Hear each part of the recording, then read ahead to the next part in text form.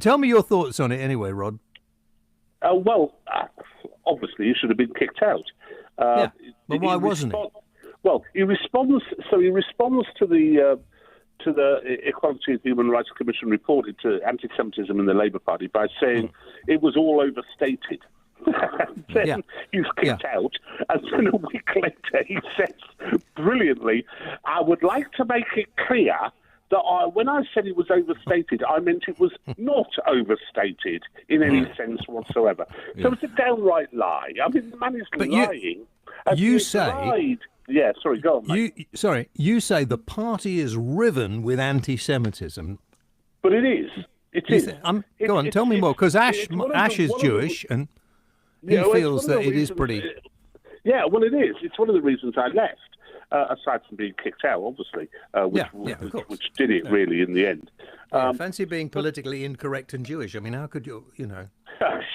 But it's obsession with Israel.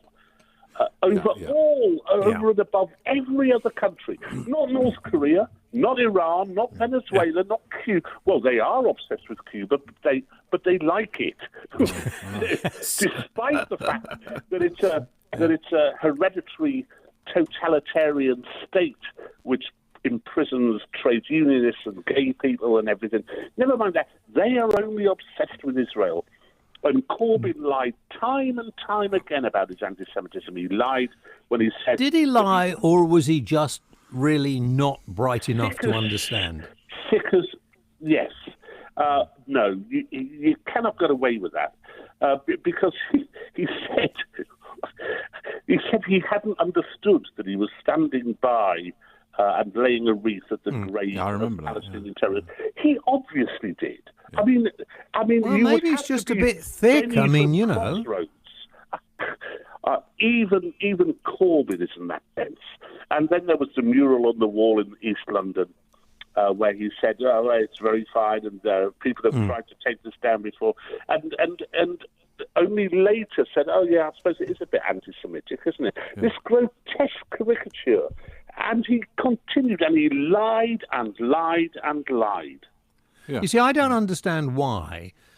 I mean, I'm not Jewish, but I understand from my mate over there and various other Jewish friends that I have how upsetting a lot of this is. And some people don't really see it because you pointed out last night, Ash, it is kind of they're very successful, or they're Jewish or whatever. But it's the obsession, like Rod said as well, you know. Yeah, but it's also a little bit of thickness among some people confusing Israel.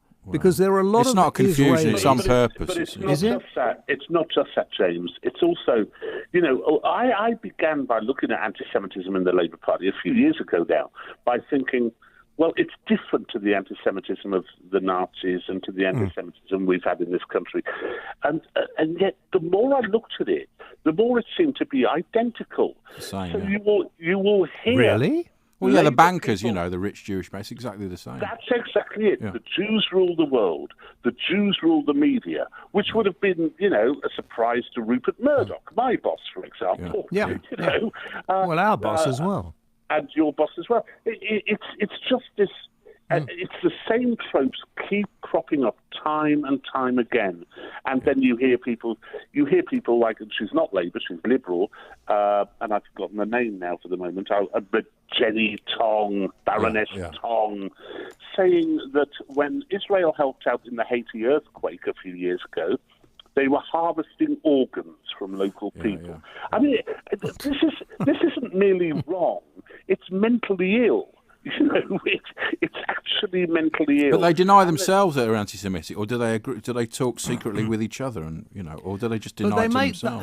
Hang just a minute. They make the confusion between, you know, a lot of Israelis are against the way the Israeli government behaves. A lot of Israelis, you know, and they make this mistake.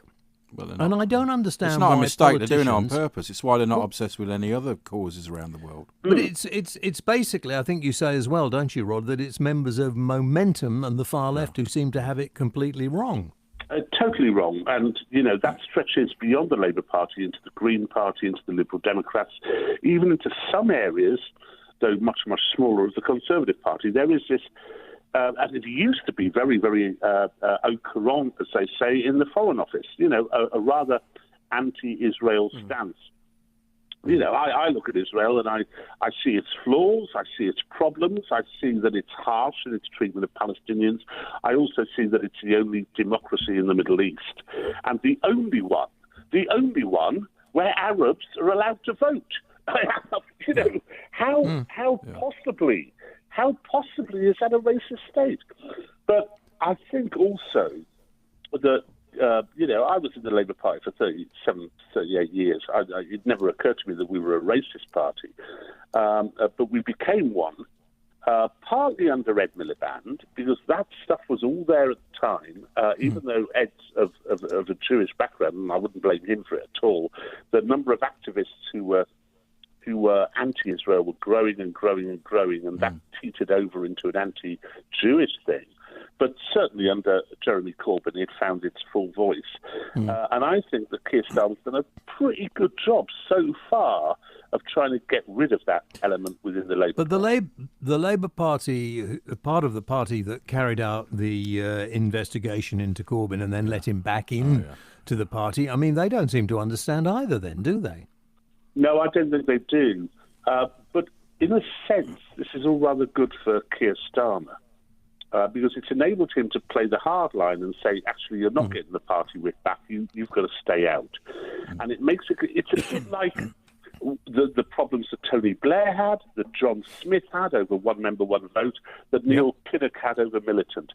He's got a fight on his hands, and the more brutal he is with these imbeciles who hold these racist, anti-Semitic views, the more hard he is with them, the greater he has a chance of winning back the people who Corbyn lost. Some of the big unions as well that have been supporting Corbyn and coming out today. Oh, God, well, there's Len McCluskey, like a great block of ground. What he said about Mandelson, counting his gold. Thick as mince idiot that man is.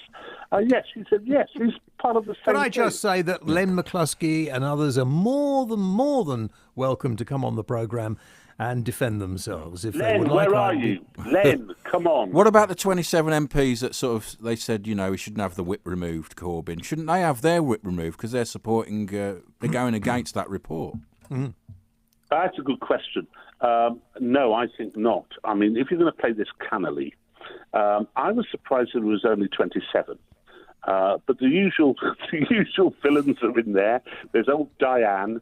There's Rebecca Long Bailey. Look, Keir Starmer has to do two things. He has to get rid of this anti-Semitism on the far left. He also has to get rid of this thing whereby people in the Labour Party think that all Tories are scum. Because where I come from, where you come from, Michael, James. We have been doing our background, haven't you? Oh, yeah. But where we come from, the red wall, the people, when they hear Labour saying Tories are scum, they think, well, that's my dad or that's my friend. Yeah, exactly. It's an idiocy. Yeah, and he's got to get rid of that. And there are some nice Labour MPs and nice Labour supporters I know, brilliant who are Labour pals of MPs mine, Yeah, there are great people in the Labour Party. I still think that if Carolyn Flint had been leading the Labour Party in the last election, that think you might be right. Possible they might have won. But it's partly. People think it was all about Brexit and all about Corbyn. It was also about the culture. It was about the culture of the party. Yeah. They don't like it. They don't like this transgender stuff. They don't like these attacks on Israel and the hatred of Britain, which Jeremy... Well, that is a really very good point, too. It wasn't really the Labour Party, was it? It was like the Socialist Worker Party. It was like the Socialist Worker Party, which, when I was listening to James Whale in 1978 in a bedsit in Redcar, I was a member of. So it was exactly like Exactly, isn't